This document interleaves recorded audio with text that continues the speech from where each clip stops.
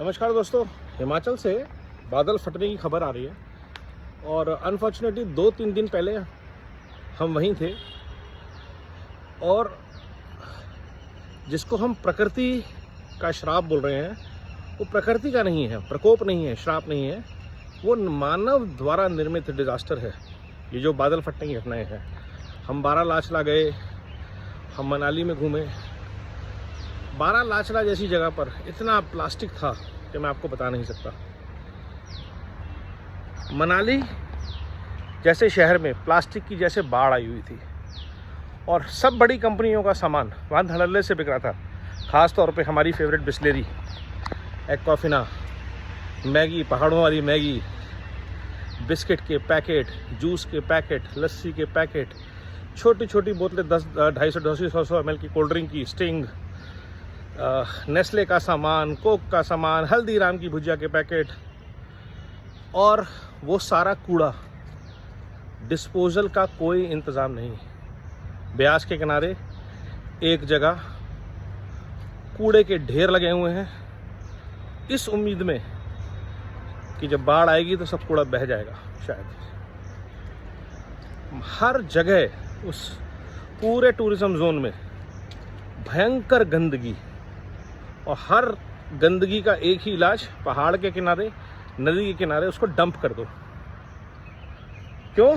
बाढ़ आएगी, बादल फटेगा, सब बह जाएगा, और बह के कहाँ आएगा? हमारी ही घरों में आएगा वो plastic waste, micro plastics, straight from Himachal. तो जितना हम टूरिज़्म इररिस्पॉन्सिबल तरीके से हैंडल करेंगे, जितने टूरिस्ट ज़्यादा कंफर्टेबल लाइफ वहाँ चाहेंगे कि जो चीज़ हमें यहाँ मिलती है, जो कंफर्ट हमें वहाँ मिलता है, यहाँ मिलता है, वो हमें हर टूरिस्ट। मनाली एक एग्जांपल है, यही हाल श्रीनगर का है, जहाँ का मिनिमम टेम्परेचर रात का 25 डिग्री हो चुका है, दिन का तो छोड़ ही दीजिए। जहाँ दिन में कमरों में ठंड लगती थी, अब वहाँ एसी लग रहे हैं। तो टूरिज़्म ने इन पहाड़ों की खूबसूरती को बर्बाद कर दिया, टूरिस्ट ने, इररिस्पॉन्सिबल टूरिज़्म ने। तो इसको रिक्लेम करने का तरीका भी यही है कि रिस्पॉन्सिबल टूरिज़्म या तो लोगों तक जागरूकता फैलाई जाए, और या कुछ स्ट्रिक्ट मेजर्स हों। हर गाड़ी से जो मनाली में घुसती है 300 रुपये का ग्रीन टैक्स लिया जाता है। उस ग्रीन टैक्स का क्या होता है? कोई वेस्ट उठाने वाला पूरे शहर में नहीं, कोई कूड़ेदान तक नहीं। कूड़ेदान नहीं तो कचरा खत्म। कितना सिंपल है। तो ये सब चीज़ें सामने साझा होकर काम करना है। एक विचार साझा किया था मैंने, जितने टूरिस्ट मनाली जाते हैं अपने 2-3 दिन की यात्रा के बाद, सिर्फ 30 मिनट जिस जगह ठहरे हैं उसके आसपास के एरिया को दें और अपने परिवार समेत वहाँ का सारा कूड़ा इकट्ठा करके, साफ करके उस जगह को आइए।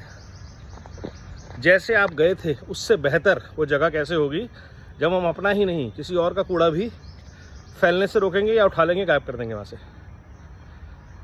उसको आप किसी रिस्पॉन्सिबल जगह, रिजॉर्ट में जहाँ आप गए थे वहाँ छोड़ के आइए। जितने टूर ऑपरेटर्स, जितने होटल्स, जितने होम स्टेज इससे फ़ायदा उठाते हैं टूरिज़्म से, उन सबकी एक कलेक्टिव रिस्पॉन्सिबिलिटी है। स्टेट की तो है ही है कि हम वहाँ पर ये वेस्ट ना पैदा होने दें, पहली चीज़। दूसरी चीज़, पब्लिक ट्रांसपोर्ट की एक्सेस करनी बहुत ज़रूरी है। अटल टनल से फॉर एग्जांपल ई बसेस चलें जो आपको आगे सिस्सू, बारालाचला, इन सब जगहों पे लेके जाएं। प्राइवेट गाड़ियाँ अलाउ नहीं होनी चाहिए, क्योंकि आपने वापस आना है या रहना है, जो भी इंतज़ाम है। हर आधे घंटे में बस चले जो आपको वहाँ ले जाए, और अटल टनल में पार्किंग लगा दीजिए, उसके आगे कोई नहीं जाएगी गाड़ी। आइडियली पब्लिक ट्रांसपोर्ट को बहुत बूस्ट देना चाहिए और प्राइवेट गाड़ियों को डिस्करेज करना चाहिए किसी भी पहाड़ में जाने के लिए।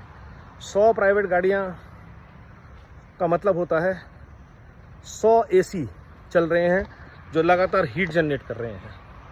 पहाड़ों को हीट आइलैंड्स, पहाड़ों की सड़कों को हीट रिवर्स बनने से रोकना ज़रूरी है। नहीं तो जो हाल गुड़गांव का है, दिल्ली NCR का है, बेंगलोर का है, पुणे का है, और वर्स्ट होता जा रहा है, वही हाल बहुत जल्दी मसूरी, नैनीताल, देहरादून, शिमला का होगा। ऑलरेडी बर्बाद है और बर्बाद होगा। ये बर्बादी रोकनी है, उसका एकमात्र उपाय है रिस्पॉन्सिबल टूरिज़्म। साथ आएँ, सृष्टि सेवा के भाव से जुड़ें और वापस जब भी आएँ तो अपने कुछ सृष्टि सेवा के दायित्वों को निभाते हुए आएँ। जय हिंद।